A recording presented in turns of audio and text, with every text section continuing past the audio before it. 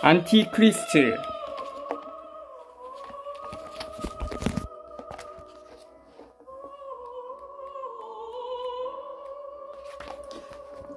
제5장 적은 크리스트교이다. 신앙이란 자기 상실. 순교자란 자신이 믿고 있는 종교를 위해 자신의 생명을 버리는 사람이다. 그리스도교 세계에서는 순교가 중요한 테마이지만 순교자와 진리 사이에는 처음부터 아무 관계도 없다. 순교자들은 자기가 진리라고 믿는 것을 세상 사람들에게 이야기한다. 그러나 그 이야기의 수준이 무척 낮다. 처음부터 그들은 진리를 전혀 알지 못했다. 너무 시시해서 굳이 반론하고 싶지 않다. 그러나 진리란 어떤 사람은 가지고 있고 또 어떤 사람에게 없는 그런 것이 아니다. 농사꾼이나 그렇게 생각할 뿐이다. 양심이 있는 사람은 진리를 쉽게 얻을 수 없다는 것을 잘 알고 있다. 선지자나 종교 지도자는 진리를 말한다. 또 자유주의자나 사회주의자와 같은 사람들도 진리에 대해 이야기한다. 그러나 그런 행위는 그들이 정신적으로 미숙하다는 증거밖에 되지 않는다. 분명 사람들은 순교자들의 죽음을 보고 당황했다. 목숨을 걸었을 정도라면 틀림없이 뭔가 중요한 의미가 있을 거야 하고 생각했다. 이런 바보들이 있으니 무엇 하나 제대로 판단할 수 없다. 순교자는 진리를 왜곡했다. 그들은 조금이라도 공격받을 것 같으면 순교자라는 명예를 얻을 수 있었다. 그러나 뭔가를 위해 목숨을 버렸다 해도 그 대상의 가치가 변하지 않으면 두말할 나위가 없다. 그리스도교의 신학자가 고안해낸 순교자는 이미 그 실체가 드러났다. 그리스도교를 박해한 사람들이 저지른 오류는 박해당한 사람들이 명예를 얻었다고 믿는 데 있다. 다시 말해 순교라는 도구를 적이 사용하고 만 것이다. 사람들은 아직도 그 부분을 잘못 이해하고 있다. 왜냐하면 누군가가 너희를 대신하여 십자가에 매달려 죽었다고 믿기 때문이다. 그러나 논리적으로 생각해보면 예수가 십자가에서 죽은 것은 진리의 근거가 되지 못했음을 쉽게 알 수 있다. 이렇게 간단하고 당연한 것을 지금까지 지적한 사람이 아무도 없었다. 아니, 단 한 사람이 있었다. 바로 자라투스트라였다.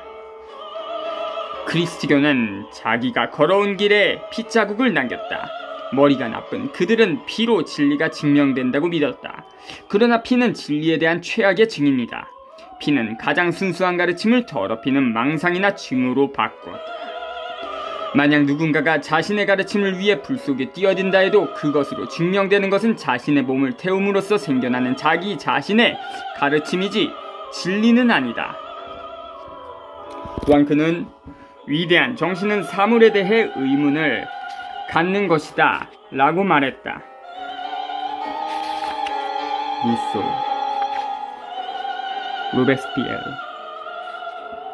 자라투스트라는 정신력과 자유는 사물에 대해 의문을 갖는 데서 생겨난다고 믿었다. 무엇이든 믿는 사람은 가치를 판단할 줄 모른다. 믿는다 함은 감옥 속에 들어가 있는 상태나 다름없다. 외부 세계는 물론 자기 자신조차 알 수 없기 때문이다. 물론 자신의 생각을 피력하기 위해서는 확신이 필요하다. 그것이 자기 발언의 중심이 되므로 그래도 위대한 정신은 모든 것에 대해 의문을 갖는다. 모든 종류의 확신으로부터 자유로워져 뭔가를 생각하는 강한 힘을 가지고 있다. 이는 확신에 대한 저항이다. 경우에 따라서 그들은 확신을 수단으로 삼는다. 의심하는 위대한 정신은 확신을 이용한다는 의미이다. 그들은 확신에 절대 굴복하지 않으며 또한 자신이 사고의 주체임을 알고 있다. 그러나 뭐든 믿는 사람은 사고의 주체가 아니다. 그는 믿는 대상에 이용당하고 있을 뿐이다. 그와 동시에 그는 자신을 이용할 누군가를 필요로 한다. 신자는 자기 상실을 명예라고 믿는다. 그의 지혜와 경험 그리고 허영심이 그 원인이다. 결국 자기 상실, 즉 자기 자신을 소홀히 하는 것이 신앙이다. 다시 말해 그들은 외부로부터 강제나 구속을 필요로 하는 노예이다. 믿는 사람은 성실한 사람을 적대한다. 그리고 성실한 사람을 진리에 반하는 자로 단정한다. 진리란 무엇인가 하는 문제를 제대로 생각하려면 신앙에 관한 문제는 제쳐놓아야 한다. 그러면 광신자들이 설 자리는 사라진다.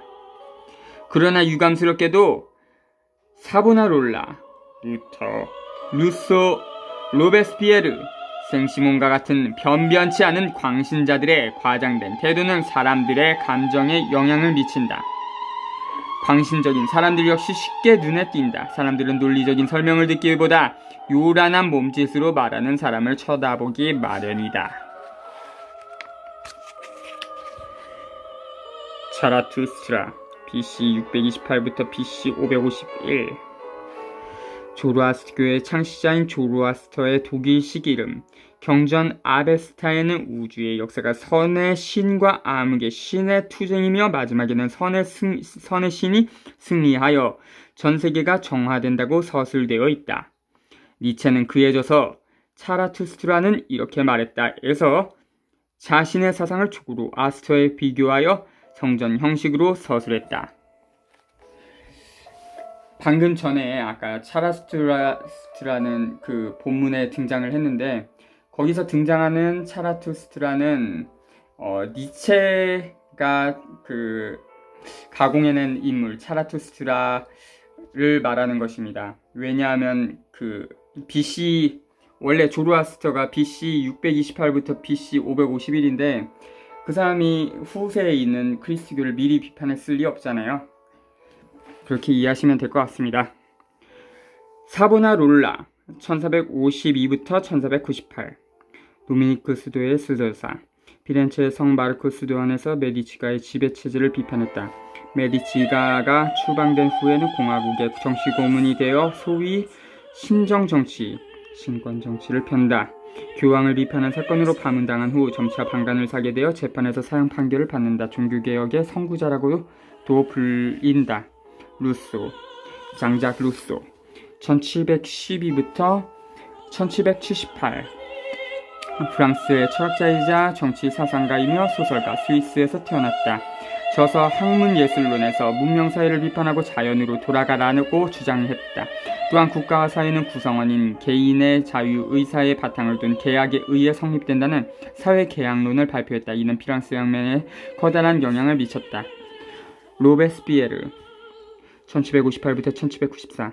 프랑스의 정치가 프랑스 혁명 후 파리의 자코뱅 수도원 안에 본부를 설치한 자코뱅파 급진파의 중심 인물로서 지롱드파, 보수파를 추방하고 정권을 잡는다. 1793년부터 독재체제에 돌입하여 반혁명파를 철저히 탄압하는 공포정치를 했다. 1794년 테르미도르 반등에 의해 처형당했다. 생시몬 1760부터 1825. 프랑스의 사회주의자. 루소의 영향을 받아 미국 독립전쟁에 참가했다. 그 후 프랑스 혁명을 지지했지만 공포정치에 반대했기 때문에 체포됐다. 자본가를 포함한 산업가가 지도하는 사회체제를 제창했다. 공상적 사회주의자로 불리지만 이것은 과학적 사회주의를 자칭하는 엥겔이 붙인 이름일 뿐이다. 엥겔은 엥겔스를 말합니다. 거짓의 구조. 나는 오랫동안 확신이 진리의 적이라 생각해왔다. 그래서 이 단락에서는 결정적인 문제를 제시하고 싶다. 그것은 바로 거짓과 확신 사이에 원래 대립이 있었는가 하는 점이다. 세상 사람들은 거기에 대립이 있음을 인정하면서도 금세 뭐든 믿고 만다. 확신은 오랜 역사 속에서 갖가지 시행착오와 실패를 거듭해오면서 탄생했다. 물론 확신이 생기는 과정에 거짓이 섞이는 일도 있었다. 인간은 세대 교체를 하기 때문에 부모 세대는 거짓이었던 것이 자식 세대에는 확신으로 바뀌는 경우도 있다. 여기서 내가 거짓이라는 이름을 붙인 이유는 사람들이 보이는 대로 보려 하지 않는 태도 때문이다.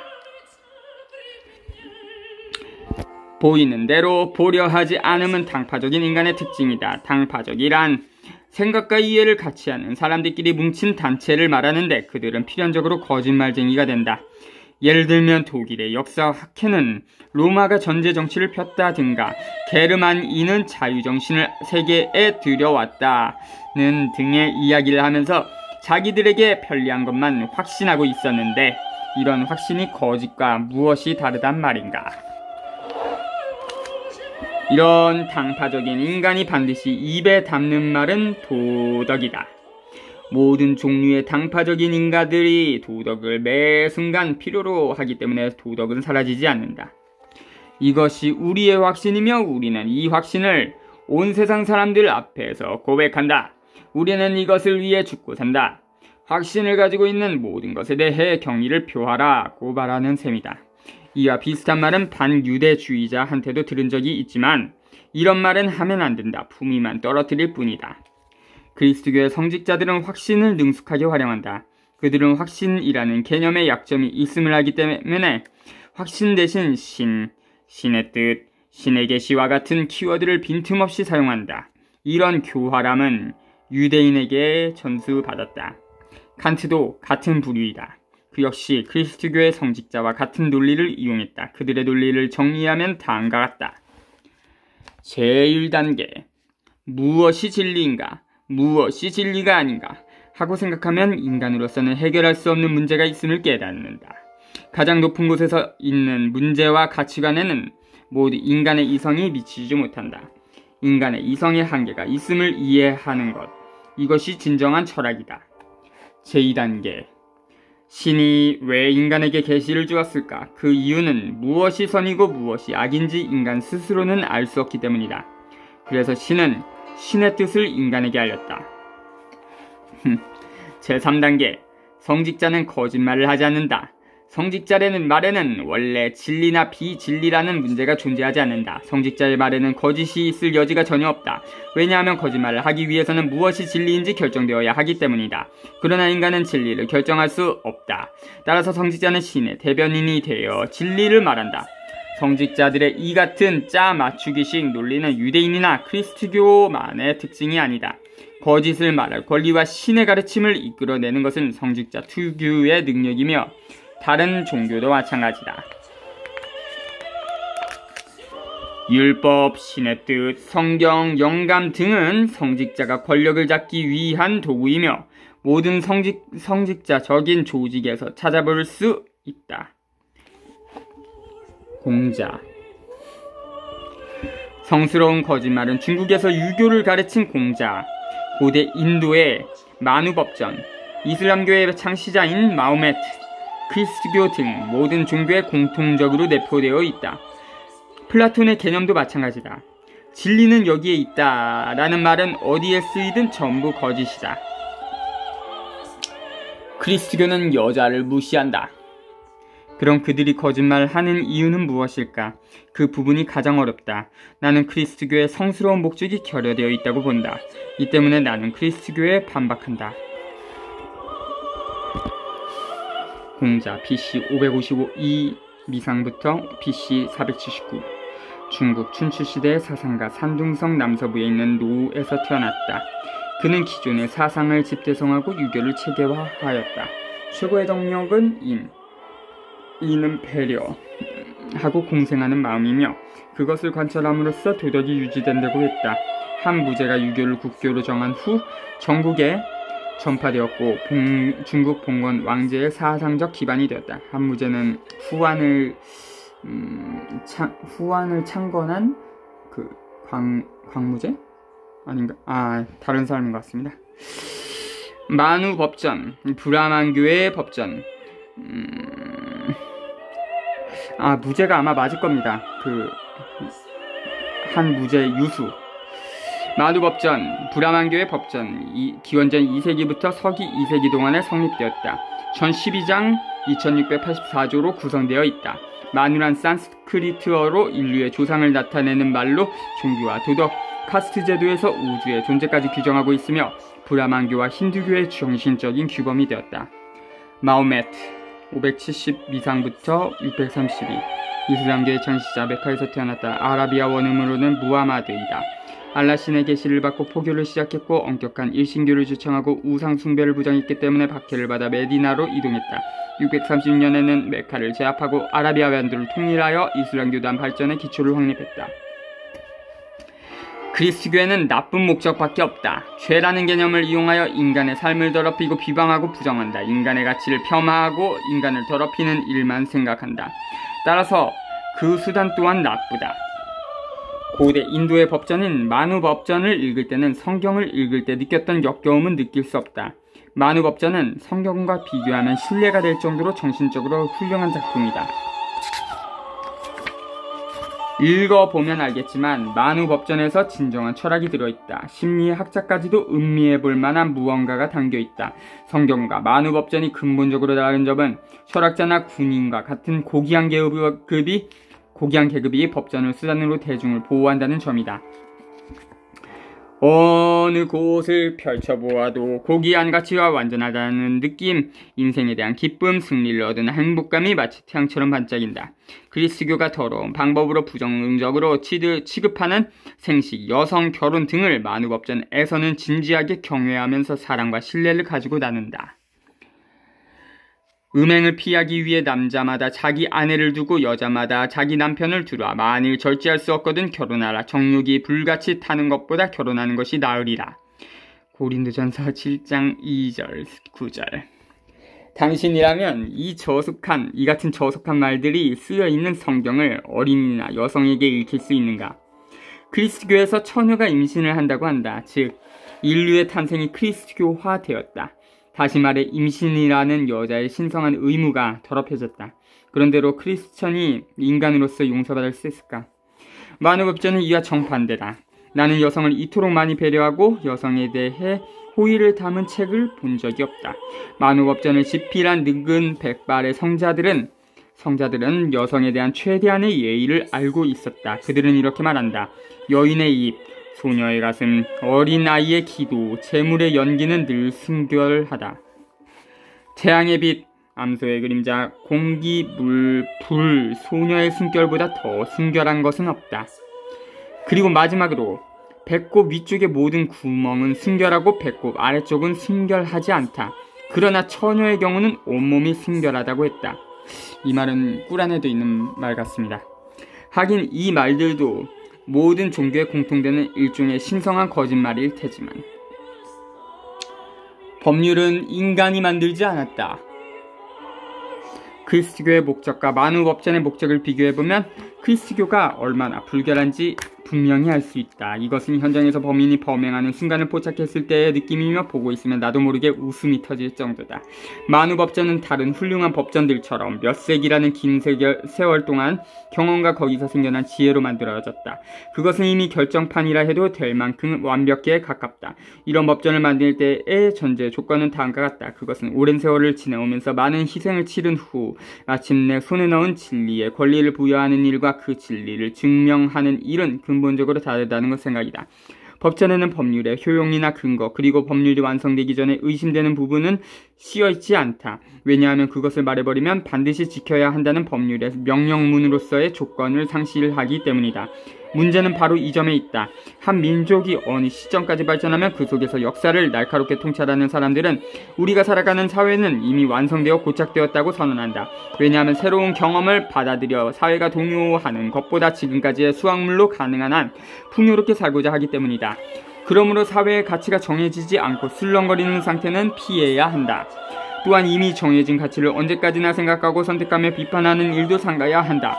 그럼 이 법률은 어떻게 정당화시킬까? 우선 첫 번째 방법으로 계시를 이용하는 것이 있다. 사람이 법률을 지켜야 하는 이유는 법이 신에게서 나왔기 때문이다. 사람들이 오랫동안 실패를 반복하면서 탐구하여 발견하는 것이 아니다. 신에게서 계시라는 기적이 나왔기 때문이다. 두 번째 방법으로는 전통을 지키는 것이다. 이 법은 이미 오랫동안 옛날에 완성되었다. 그러므로 이것에 의문을 품는 행위는 조상에 대한 신뢰이며 범죄다. 말하자면 법의 권위를 지키면서 신에게 부여받았기 때문에 조상이 지켰기 때문에 라는 구실을 붙이는 셈이다. 과연 그렇구나 싶다. 오랫동안 쌓아온 경험으로 의식적인 것은 배제하자는 취지이다. 이리하여 민족의 본능은 탄생된다. 이는 명인의 기회라고도 할 만큼 민족이 살아가기 위한 중요한 기술이며 이로 인해 민족은 통합된다. 만우법전과 같은 법전을 만드는 이유는 민족을 잘 살게 하기 위함이다. 지금보다 더 나은 삶을 추구할 수 있도록 민족에게 허락하는 것이다. 평등주의는 악마의 사상. 내가 지금까지 이야기해온 신성한 거짓말의 목적은 인간을 무의식적으로 만들기 위함이다. 신문, 계급의 질서, 최고의 법, 지배하는 법 등은 인간이 전혀 손대지 않은 본래의 자연 질서와 법칙성을 그저 인정했을 뿐이다. 현대적인 이념으로는 그것들을 좌우할 수 없다. 건전한 사회라면 인간은 자연스럽게 세 유형으로 나누어진다. 정신이 훌륭한 사람, 근육으로 기질이 강한 사람, 그리고 그 이외의 평범한 사람. 이 문장은 니체가 인간을 세 단계로 구분을 했는데, 첫 번째 정신이 훌륭한 사람은 초인 또는 어린이, 또 근육이나 기질이 강한 사람, 이거는 사자를 비유로 했고, 그리고 그 이외의 평범한 사람은 낙타로 비유를 하죠. 당연히 평범한 사람의 수가 가장 많다. 그 밖에 선택된 엘리트는 극소수이다. 이 소수들은 고귀한 자의 특권을 가지고 있다. 그 특권에는 행복, 미, 선의 등을 지상에 실현시킬 권리가 포함되어 있다. 또 정신적인 인간들에게는 아름다움을 맛볼 수 있는 권리가 허락되었다. 그들에게 선의는 나약함이 아니다. 아름다움은 소수들의 것이다. 따라서 선의도 하나의 특권이다. 더러운 수법을 쓰거나 매사를 비관적으로 생각하고 무엇이든 추하게 보며 모든 것에 무턱대고 분노하는 것은 하층민의 특권이다. 가장 정신적인 자의 본능은 세상은 완전하다라고 말한다. 세상에는 수준 낮은 것이나 불완전한 것도 많지만 그런 모든 것을 전부 포함하여 완전하다고 한다. 가장 정신적인 인간은 강자의 자각을 지니고 있다. 그러므로 남들이 더 이상 못해라고 할 때 미로 속에서, 엄격한 인간관계 속에서, 그리고 뭔가를 시험해보는 가운데서 자신의 행복을 발견한다. 그들은 자제를 추구한다. 그리고 인내를 자신의 본능으로 여긴다. 그처럼 무거운 과제를 그들은 특권으로 간주한다. 또 나약한 인간이라면 짓눌려버릴 듯한 무거운 짐을 아무렇지 않게 가지고 논다. 정신적인 인간은 존경받을 만하다. 게다가 쾌활하여 사랑을 받을 가치가 있는 인간이기도 하다. 그들은 지배하는 일을 한다. 그들이 원해서가 아니라 처음부터 그렇게 하도록 태어났다. 그들은 임의로 두 번째 계급이 될 수 없다. 두 번째 계급이란 가장 정신적인 인간이 지배를 행할 때 그 옆에서 자질구레하고 성가신 문제를 도맡아 처리하는 인간이다. 따라서 그들은 가장 정신적인 인간의 오른팔이 되어 일한다. 이처럼 인간이 구별되는 것은 자연스러운 현상이다. 이것은 인간이 의식적으로 만든 제도가 아니다. 만약 예외가 있다면 그것은 인간이 자연을 왜곡하여 만든 것이다. 신분질서란 인간이 살아가는 데 필요한 최상위의 법칙이다. 인간을 세 계층으로 나누는 일은 사회를 유지하고 보다 높은 유형으로 향상시키기 위하여 필요하다. 권리의 불평등이야말로 권리가 존재하기 위한 조건이다. 권리는 곧 특권이다. 평범한 사람에게도 특권이 있다. 그리고 가장 정신적인 인간은 그런 평범한 사람이 가지고 있는 특권을 업신여기지 않는다. 왜냐하면 높은 곳을 향해 가는 사람은 올라갈수록 추위가 심해지고 책임도 무거워지기 때문이다. 따라서 수준 높은 문화란 피라미드와 같은 것이기 때문에 넓은 집안에만 쌓아 올릴 수 있다. 그러니 평범한 사람이 많아야 한다. 수공업, 상업, 농업, 학문, 예술과 같은 일의 대부분은 적당한 능력과 적당한 욕망으로 유지된다. 그것은 귀족주의와도 무정부주의와도 관계가 없다. 인간이 공공의 이익을 위해 하나의 톱니바퀴로서 기능하는 것은 극히 자연스러운 일이다. 사람들을 톱니바퀴로서 기능하게 만드는 것은 사회가 아니다. 단순히 나는 뭔가 할 수 있는 능력이 있다고 느끼는 행복감이 그렇게 만든다. 평범한 사람에게는 평범함이 하나의 행복이다. 하나의 능력을 가지고 전문적인 일을 하는 것이 인간의 자연스러운 본능이다. 수준 높은 문화는 이런 평범함의 존재를 조건으로 한다. 따라서 평범한 사람을 무시하면 안 된다. 예외적인 인간이 평범한 인간을 덕으로 마음으로 소중히 다루는 태도는 단순한 예의가 아니다. 한마디로 말하면 그것은 예외적인 인간의 의무이다. 세상에는 초라하고 불쾌한 사람이 참 많다. 개 중에서도 가장 하등한 존재가 사회주의자다. 일에 대한 의욕이라는 즐거움, 일을 해냈을 때의 성취감, 이런 것에 대해 악의를 가지고 공격하는 자들이 바로 사회주의자란 이름의 하층민이다. 그들은 노동자들이 서로 시기하고 복수하도록 가르친다. 부당함은 결코 권리의 불평등에 있지 않다. 부당함은 권리의 평등을 요구하는 데 있다. 지금까지 한 말처럼 나약함과 시기 복수에서 나쁜 것들이 생겨난다. 무정부주의자와 그리스도교도 결국 한 통속이다. 그리스도교가 파괴한 로마 제국. 사람은 언제 거짓말을 할까? 역시 거짓말로 뭔가를 지키려고 할 때 또는 파괴하려 할 때이리라. 생각해보니 그것들은 서로 상반된다. 그런데 그리스도교는 무정부주의자와 매한가지이기 때문에 파괴만을 목표로 한다. 역사를 뒤돌아보면 분명히 알 수 있다. 역시 역사가 입증해준다. 조금 전에도 말했지만 종교적인 법의 목적은 더 나은 인생을 살기 위한 여러가지 조건이나 사회의 위대한 조직을 영구화시키는 것이다. 위대한 조직에서는 인생이 풍요로워지기 때문에 그리스도교는 그것에 대해 공격을 시도한다. 만우법전에는 오랜 세월에 걸쳐 획득한 수확물은 이익을 좀 더 높이기 위해 잘 운영하여 보다 크고 풍요롭게 완전하게 만들어야 한다고 기록되어 있다. 반대로 그리스도교는 로마의 거대한 업적을 하루아침에 무너뜨렸다. 그리스도교는 세상을 완전히 파괴했다. 그리스도교와 무정부주의자는 모두 데카당스다. 해를 거듭할수록 해체를 일삼고 왜곡하며 서로의 피를 빠는 일 말고는 아무 능력이 없다. 서 있거나 지속적이거나 미래를 약속하는 것은 모두 증오하고 저주한다. 그리스도는 로마 제국의 피를 다 빨아먹었다. 로마의 역사는 훌륭했다. 사실 로마 제국은 더욱 확대될 수 있었다. 로마 제국이라는 경이로울 만큼 규모가 큰 예술작품은 하나의 시작에 불과했지만 수천 년이 지나면 그 진가를 발휘하도록 짜여진 거대한 프로젝트였다. 이만큼 규모가 큰 사업은 역사적으로 볼 때 지금까지 한 번도 없었다. 로마 제국은 위대했다. 설령 변변치 않은 인간이 황제가 되었다 해도 토대가 흔들리는 경우는 없었다. 누가 황제가 되든지 그것은 우연일 뿐 국가 기반에는 아무런 영향도 미치지 못했다. 실은 이것이 모든 위대한 건축물의 조건이다. 그러나 그런 위대한 로마 제국도 썩어 문드러진 크리스천을 막을 수 없었다. 구더기들은 어둠과 안개에 몸을 숨기고 사람들에게 살금살금 다가와 참된 것에 대한 진지함과 현실 세계에서 살아가기 위한 본능을 사람들에게서 빨아냈다. 그리고 로마 제국이라는 거대한 건축물에서 혼을 야금야금 빼앗아갔다. 로마 제국 사람들은 자기 자신에 대해 자신의 의견과 진지함과 긍지를 가지고 있었다. 그렇지만 그 남성적이고 고귀한 본능을 빼앗기고 말았다. 위선자들의 음모가 로마를 지혜하고 만 것이다. 지호, 죄 없는 자의 희생, 피를 마심으로써 신적인 합체와 같은 기분 나쁜 이야기가 하층민의 온갖 원망에 의해 퍼져나갔다. 일찍이 고대 그리스의 철학자 에피쿠로스는 빛, 벌, 불멸과 같은 개념 때문에 영혼이 더러워진다고 비판했다. 이에 대해 로마의 철학자이자 시인인 루크레티우스가 사물의 본질에 대하여 라는 책을 썼으니 한번 읽어보는 것도 좋겠다. 에피쿠로스는 지하적인 예배와 모든 그리스도교적인 발상에 도전했다. 그가 불멸을 부정한 것 자체가 진정한 구원이라 해도 과언이 아니다. 그때 사람들은 에피쿠로스가 승리를 거두리라 여겼다. 로마 제국의 모든 존경할 만한 사람들이 에피쿠로스와 같은 생각을 가지고 있었기에. 하지만 그때 바울이 나타났다. 로마와 세상을 적대하는 하층민, 증오의 천재, 유대인 중에 유대인, 영원히 유대인의 전형인 바울이 등장했다. 바울은 이렇게 생각했다. 유대교에서 떨어져 나온 크리스천의 작은 종파 운동을 이용하여 세상을 모조리 태워버리겠다고, 십자가에 매달린 신이라는 이야기를 가지고 사람들을 속여야겠다고, 그리고 로마 제국 안에서 기죽어 사는 하층민, 반란을 일으키고 싶어하는 무리, 음모를 품고 있는 무정부주의자 등 뭐든 거대한 힘을 이용해주겠다고. 그는 유대인 중에서 구세주가 날 것이라고 말했다.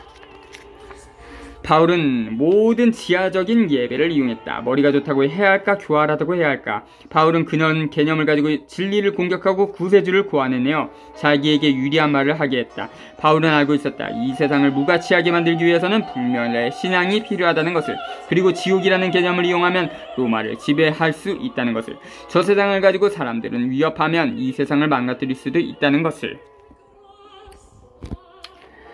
로마 제국. 고대 서양의 최대 제국, 기원전 8세기경 라틴족이 이탈리아 반도의 테베레 강행변에 도시국가를 건설했다. 포에니 전쟁에서 승리하여 지중해 연안 일대를 지배했으며 기원전 27년에는 옥타비아누스가 제정을 펼쳐 영토를 확대했다. 전성기인 오현제 시대에는 대서양 연안에서 소아시아까지 이르는 대제국이 되었다. 그러나 395년에 동서로 분열되었다. 그러니까 크리스교를 받아들인 이유죠. 395년.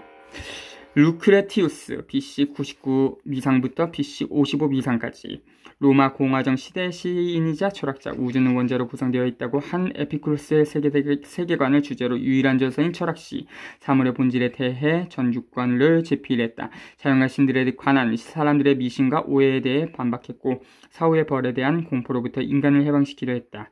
훗날 유물론에 커다란 영향을 미쳤다.